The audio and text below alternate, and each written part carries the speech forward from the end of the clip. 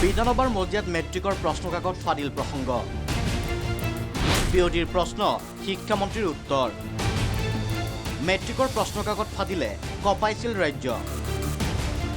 ৰাজ্যৰ লাখ লাখ ছাত্ৰ ছাত্ৰীৰ ভৱিষ্যতক লৈ জড়িত বিষয়টোক লৈ এইবাৰ সদনৰ মজিয়াত চলিল সৰব চৰ্চা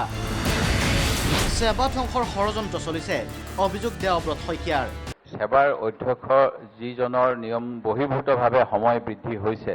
তেখেতৰ অপসাৰণটো যেহেতু বহুতেই দাবী কৰিছে সেৱাত যে বিসংগতি হয় এই কথাও সঁচা সেৱাক এটা ষড়যন্ত্ৰমূলকভাৱে অসম মাধ্যমিক শিক্ষা বোৰ্ডক দুৰ্বল কৰি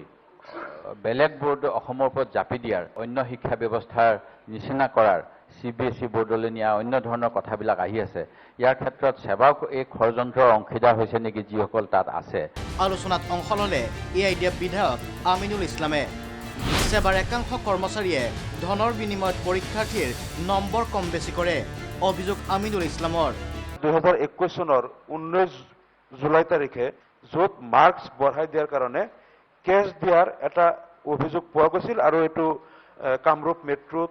আৰু চানচাৰী থানাত গোচৰ ৰুজু হৈছিল তাত এখন কলেজৰ প্ৰিন্সিপালৰ পৰা আৰম্ভ কৰি সেৱাৰ কোঅৰ্ডিনেটৰ আৰু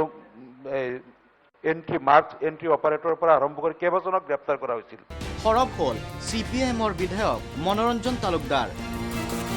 সেৱাৰ পৰা বৰ্তমানৰ অধ্যক্ষ পৰীক্ষা নিয়ন্ত্ৰকক আঁতৰাই তদন্ত কৰা উচিত সাধাৰণতে এনেকুৱা কেছত তদন্ত হলে যিবিলাক বিষয়া যুক্ত থকাৰ সম্ভাৱনা থাকে তেওঁলোকৰ আসনৰ পৰা আঁতৰাই তদন্তটো নিৰপেক্ষভাৱে সমাপন কৰাৰ সুবিধাটো কৰা যায় কিন্তু এই ক্ষেত্ৰত আমাৰ চৰকাৰে সেৱাৰ অধ্যক্ষ সেৱাৰ পৰীক্ষা নিয়ন্ত্ৰক আৰু সচিবক ৰক্ষণাবেক্ষণ দিয়াৰ কাৰণে বিভিন্ন সময়ত বিভিন্ন ষ্টেটমেণ্ট আমাৰ শিক্ষামন্ত্ৰীও দিছে এই ক্ষেত্ৰত আমি আশ্চৰ্য প্ৰকাশ কৰিছোঁ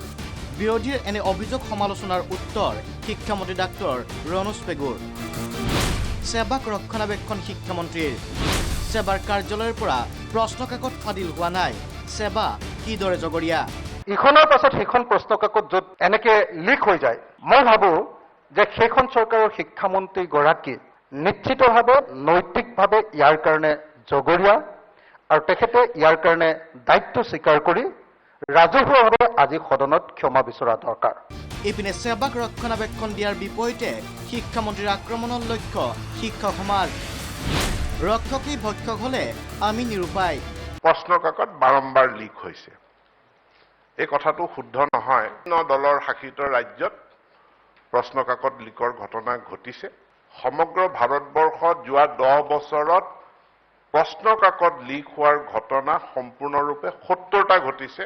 সেৱাৰ যদি কুৱেশ্যন পেপাৰ লিক হোৱা ঘটনা আমি চাওঁ তেনেহলে সেৱাৰ কুৱেশ্যন পেপাৰ লিক হোৱাৰ এটা ঘটনা ঘটিছিল 2006 চনত আৰু দ্বিতীয়বাৰৰ বাবে এইবাৰ ঘটিছে এতিয়া আমি চাব লাগে যে প্ৰশ্নকাকত লিক হ'ল সেৱাত লিক হ'ল নে ক'ত হ'ল সেৱাই প্ৰশ্নকাকত প্ৰস্তুত কৰে প্ৰশ্নকাকত প্ৰেছত ছপা হয় প্ৰেছতে পেকেট হৈ পেলাই সেৱালৈ আহে সেৱাৰ কাৰ্যালয়লৈ সেৱাৰ কাৰ্যালয়ত প্ৰশ্নকাকত খোলা নহয় কাৰণ কোন ডেষ্টিনেশ্যনত কিমান পেকেট যাব এইটো তাৰে পৰাই প্ৰেছৰ পৰাই পেক্ট হৈ আহে এতিয়া থানাত গৈ পালে